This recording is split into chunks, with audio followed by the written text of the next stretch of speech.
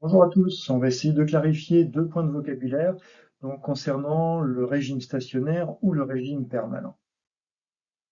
Le régime permanent, sa définition, c'est qu'il n'y a pas du tout de variation temporelle. Si l'on considère l'écoulement qu'on a à gauche, ici, on peut dire que c'est un écoulement en régime permanent. La vitesse, quelle que soit la position d'un point au milieu de l'eau, est constante et ne dépend pas du temps. Si l'on regarde le cas de figure à droite, ici on a un écoulement torrentiel.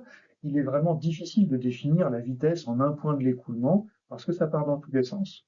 Par contre, il est possible de définir un débit. Et en moyenne, on va pouvoir dire que le débit est constant. On va donc avoir un écoulement qui va être en régime stationnaire pour lequel le débit est constant et où il va être difficile de définir des grandeurs locales qui ne varient pas. Pour faire simple, on va dire que le régime permanent implique le régime stationnaire et que pour vous, dans tous les cas, les grandeurs qu'on va vous demander d'utiliser sont des grandeurs qui ne dépendent pas du temps, que ce soit le débit, la température, le volume ou encore la masse de l'eau. Dans le premier principe, en écoulement et en écoulement stationnaire, on va donc utiliser cette hypothèse de régime stationnaire, c'est-à-dire que les grandeurs qui caractérisent l'écoulement ne dépendent pas du temps. Pour appliquer le premier principe, on a toujours besoin donc d'un système fermé. Donc ici, on a défini le système fermé en verre, c'est-à-dire qu'on enferme des molécules dans ce qu'on appelle une surface de contrôle qui va évoluer dans le temps, qui va, à cause de l'écoulement, qui va passer donc de la partie verte que vous avez à l'instant t à la partie rouge qui est à l'instant t plus delta t. Utiliser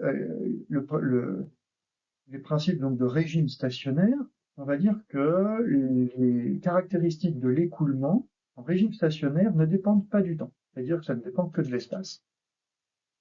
Maintenant, donc, notre système fermé, comme il se déplace dans l'espace, on va le décomposer en deux.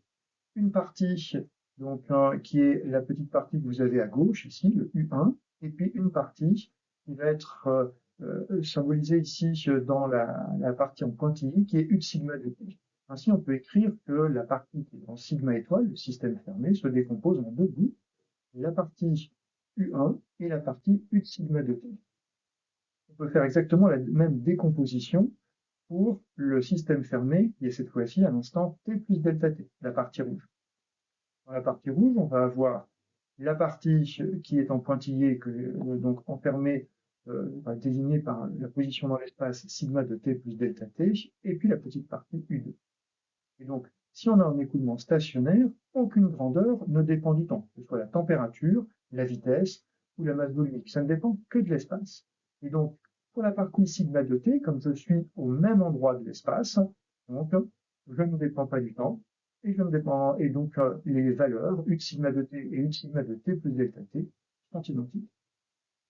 Je veux dire que, au final, dans mon premier principe, pour mon système fermé qui glisse ici dans l'espace entre l'instant t et l'instant t plus delta t, la variation d'énergie interne correspond en fait uniquement à l'écart entre les petits morceaux qu'on a ici, le petit morceau U2 et le petit morceau U1. Dans le cas de la diffusion thermique, donc, on applique le premier principe sur une tranche ici comprise entre x et x plus delta x pour obtenir la fameuse équation de diffusion thermique ici, faisant apparaître une dérivée temporelle dérompé sur le dérivé temporel de la température, dérompé sur dérompé, et puis la dérivée spatiale de la température, donc sous le symbole Laplacien T.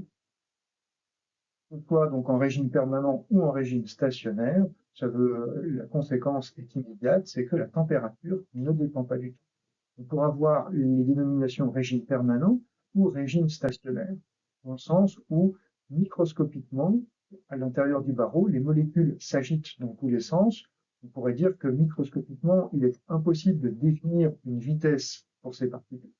Et donc, pour ces particules, on pourrait se placer en régime stationnaire, c'est-à-dire qu'on ne s'intéresse plus à la vitesse microscopique des molécules, mais à une variable plus globale qui serait par exemple ici la température, c'est-à-dire une moyenne statistique associée à une moyenne statistique de l'énergie cinétique de chacune des particules. Donc, vous avez ici en bas à gauche donc une simulation de la température pour une barre initialement froide qui serait mise au contact d'un thermostat et qui lui serait à une température plus élevée. La diffusion thermique fait que la température va s'uniformiser au niveau de la barre, va évoluer au niveau de la barre, et pour obtenir donc un profil qui est linéaire. Ce profil linéaire s'obtient donc en régime permanent, c'est-à-dire que la dérivée de la température, la dérivée temporelle de la température est nulle. Dans l'équation de diffusion thermique, une dérivée temporelle nulle implique forcément une dérivée seconde spatiale, le Laplacien, nulle, ce qui veut dire qu'on va avoir un profil de température linéaire. Je termine toujours avec une petite publicité pour les deux livres qui ont été édités ces 2 dernières années, que ce soit la mécanique ou l'électromagnétisme, donc qui sont coécrits avec Gérard Collabé.